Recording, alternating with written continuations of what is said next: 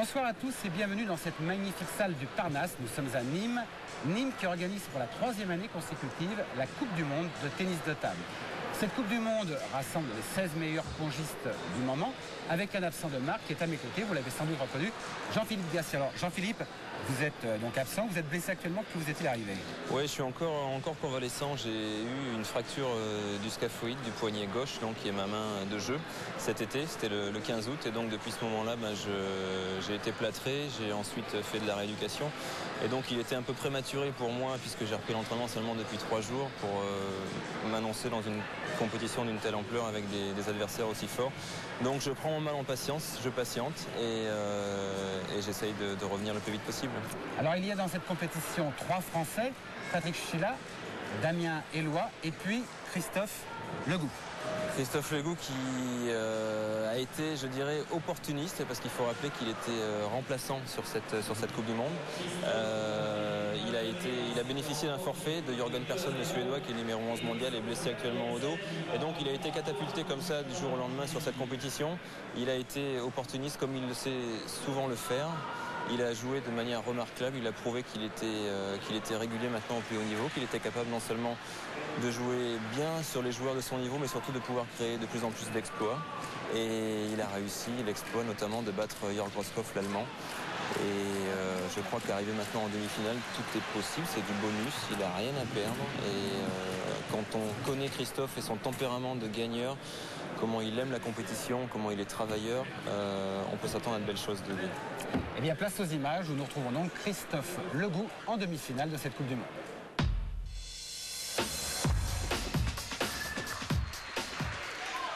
Voici Christophe Legout avec, face à lui, Zoran Primorac, que vous connaissez bien, Jean-Philippe.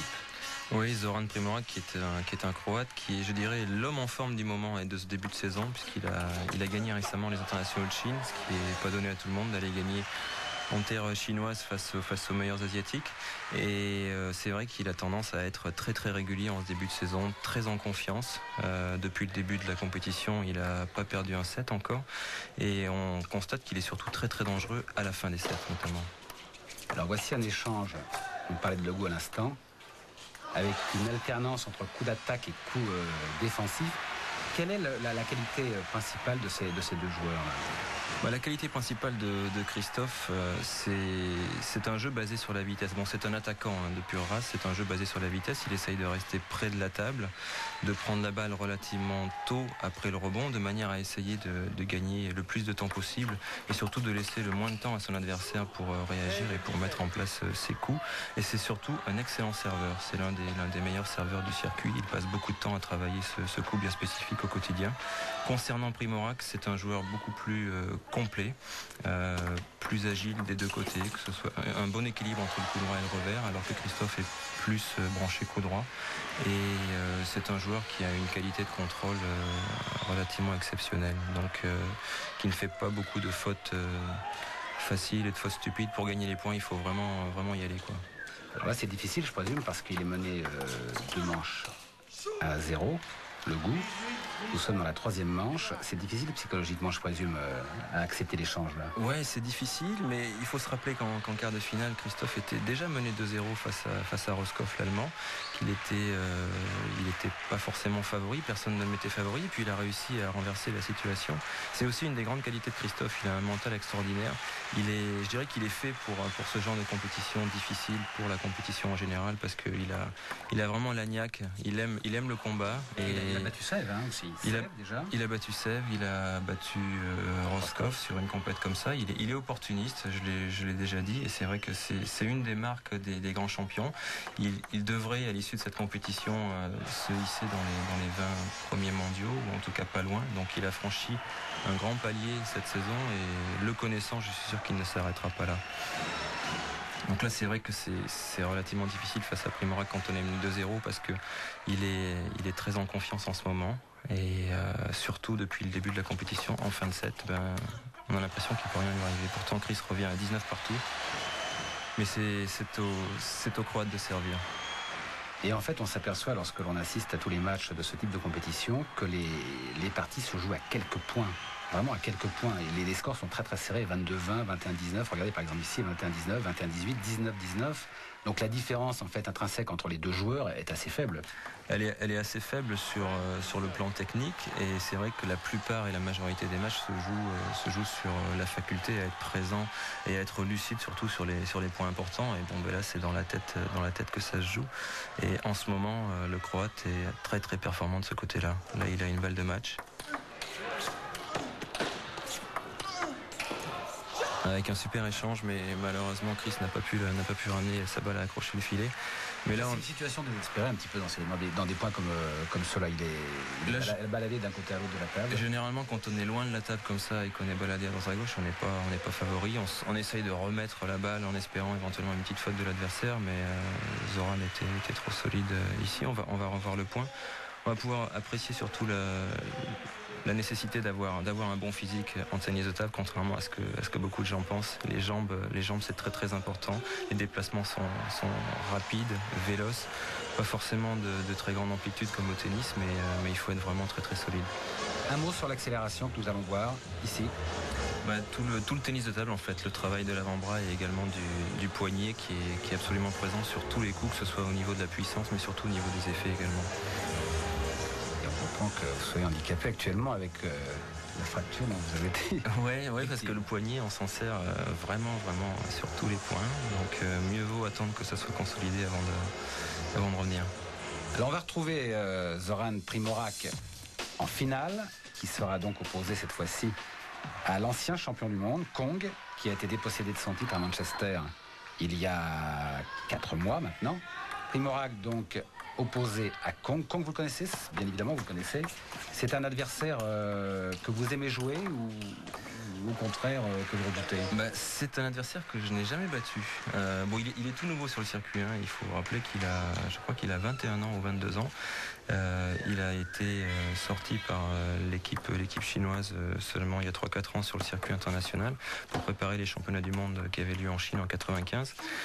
Il a d'ailleurs gagné ces championnats du monde, donc ils ont gagné leur pari.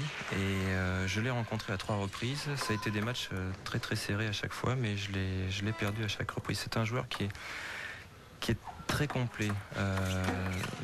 Un peu dans le même registre que Primorac, mais peut-être avec un peu moins de puissance, qui apprécie énormément les trajectoires et qui lit et qui anticipe surtout très très bien, qui a constamment l'air de savoir où va la balle de l'adversaire, qui a une qualité d'anticipation exceptionnelle. En tout cas, un très très grand joueur.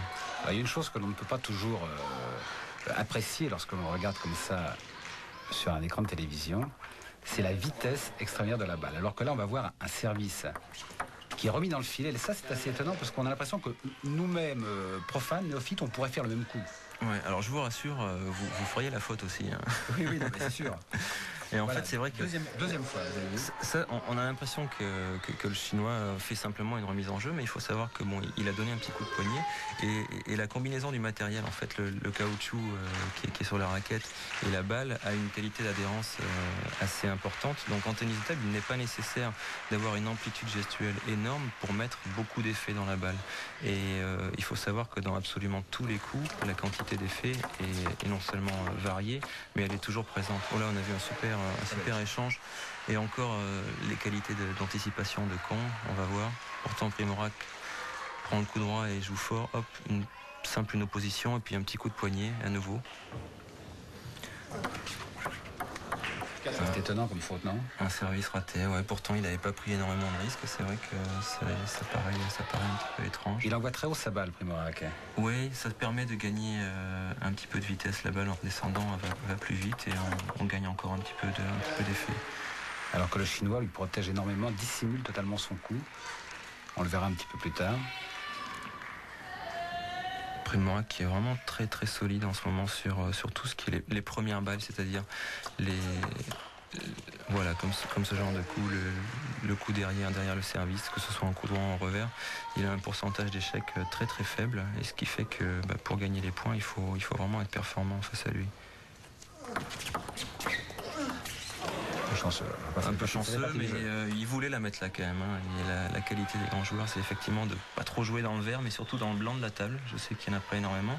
La bande n'est pas très large, mais la qualité du placement est aussi quelque chose de très important chez Zoran. Vous savez avec précision où vous allez la mettre sans savoir a priori quel va être l'effet qui va te donner la balle. C'est toute une question d'habitude, bien évidemment, d'anticipation et de lecture de l'effet que va mettre l'adversaire. On va peut-être voir au service Kong ou Primorac, certaines personnes vont être surpris de voir qu'on essaye de cacher l'impact du service. Et c'est un objectif très très important. Bon, là apparemment il l'a pas très bien fait Kong, parce que Zoran a pris une décision de jouer fort cette remise. Il avait très très bien lu l'effet, il a surtout très très bien dosé. Donc l'objectif est de masquer avec le bras, on va peut-être le voir là, hop, l'impact, puisque c'est au moment de cet impact que tout se décide, c'est-à-dire que le joueur imprime l'effet. Et donc l'objectif est de donner le moins d'informations possible sur la mise en place de cet effet. Donc ça peut paraître un peu vicieux, je sais, mais tous les joueurs pratiquent ça. 19 partout, donc au deuxième set. Toujours très très serré, hein. Ça se joue toujours à quelques points. On n'a pas vu durant cette Coupe du Monde, si on l'a vu à quelques rencontres, mais assez rarement, des scores style 21-6 ou 21-9.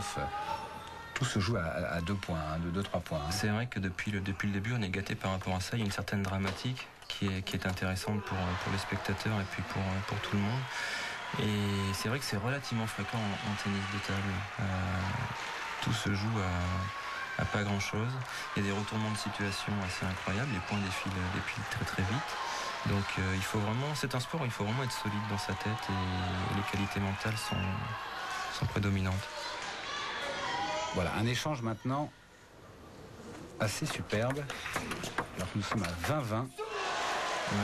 Ça illustre parfaitement, je dirais, l'attitude du joueur qui est en confiance. L'art de déclencher le coup juste au bon moment, avec une prise de risque, parce que le top-spin de Kong était quand même bien appuyé et surtout bien placé. Et Zoran qui sait qu'il n'a pas perdu un set depuis le début de la compétition et que dès qu'on approche de 20, il gagne tout. Et là, à nouveau, un état second un petit peu. Il a l'impression qu'il ne peut rien lui arriver depuis le début de la compète. Et ça se concrétise, quoi. On va revoir. Pourtant, Kong avait bien joué le coup avec une forte accélération. Vous allez voir, là, en contre. Et hop, un petit coup de poignet. On se demande comment il la remet, là. Hein. Sincèrement. En plongeant à moitié. Et là, je vois pas trop ce que peut lui dire l'entraîneur. Bon, souvent c'est un échange de points tactiques, parce que quand on est à la table, on n'est pas forcément toujours lucide, même si on connaît la tactique avant le match. Il se peut que dans la trame d'un set, on puisse perdre certains points. Donc l'entraîneur est toujours là pour nous rappeler les basiques qu'on avait évoqués ensemble avant la rencontre, et puis bien évidemment pour encourager ou pour à nouveau découvrir certains points tactiques qu'on n'avait pas vus et qui ont pu marcher dans les sets précédents. L'alternance de coups d'attaque et de coups très courts.